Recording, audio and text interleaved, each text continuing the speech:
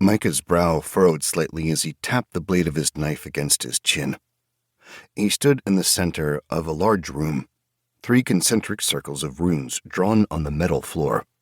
The outer layers were already carved in, the steel filings carefully swept away before he filled the etchings with quartz powder. But as complex and alien glyphs grew closer to him, they were replaced by chalk markings. He tucked his knife under an arm and summoned the ageless folio. Above him, footsteps pattered back and forth as Eris and Esther played some sort of game. Micah didn't know if they were sparring, training, or just goofing off, but their constant movement had been a distraction for hours. Periodically, Drecht would calm the girls down, usually by giving them another task, but that almost made the sudden bursts of noise even more distracting. As soon as Micah got used to the clatter of weapons, everything would change. To his left, Televern snorted, obviously dissatisfied with the noise and distraction from up above.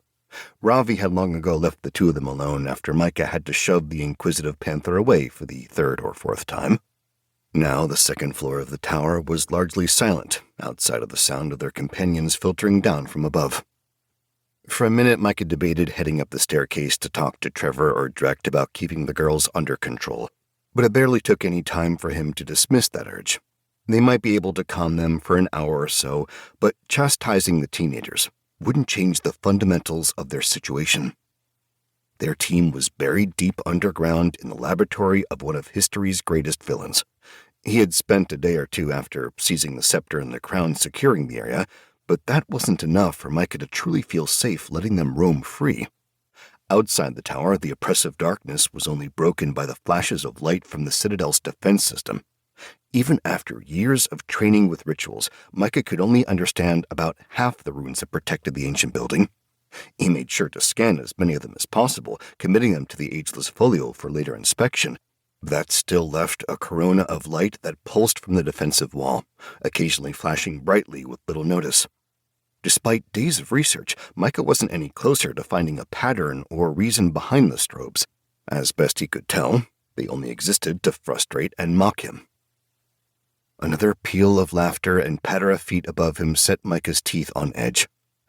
Instead of closing the folio and heading upstairs, he closed his eyes tightly, willing his jaw to unclench as he blew out a frustrated lungful of air. The girls had been cooped up in the belly of the mountain for so long it was only to be expected. Hells, that was half the reason he was so wound up. Days had stretched into weeks without sun touching his skin. There wasn't even the sound of the breeze rustling through branches to provide some sense of normalcy. Instead, the 8 of them were trapped in the absolute silence of a tomb. Worse, the alien art and danger of their surroundings kept any of them from truly relaxing. Everything from the frescoes in the hallways to the architecture of the tower itself screamed warnings at them. Of course, it didn't help that he had some idea what the traps and enchantments could do. The demons and monsters carved into the wall seemed to follow his movements with hungry eyes the entire time Micah tried to study the tower. He was going stir-crazy, there was no doubt about it. Of course, outside of Televern and Drecht, he was the best equipped to handle the situation of anyone in their party. As much as he wanted to yell at the girls, to punch a wall, or scream at the invisible sun and moon, Micah knew better than to vent his frustrations. It would only unsettle those that were relying on him, and it wouldn't accomplish anything. What he could control was the ritual in front of him. In principle, it wasn't anything special or strange, just a teleportation formation. The trick came from making one strong enough to send their entire party across the soot-clogged ocean to where he planted a beacon in the base of the guild house.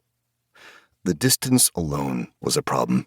The folio kept track of exactly how far Micah had traveled, but it kept giving strange results for their altitude. He had heard from some of the ship captains that the world was round, but Micah had never really put much thought into what that actually meant. Now he found himself racking his brain as he tried to remember the math he'd learned in a previous life in the Royal Academy of Periston. Trigonometry had never seemed terribly important or interesting compared with magical theory and advanced combat casting, but here he was. The only skill he needed was the one he had neglected. To keep listening to this audiobook, I've left you a link in the description so you can do it. at no cost thanks to Audible's 30-day free trial.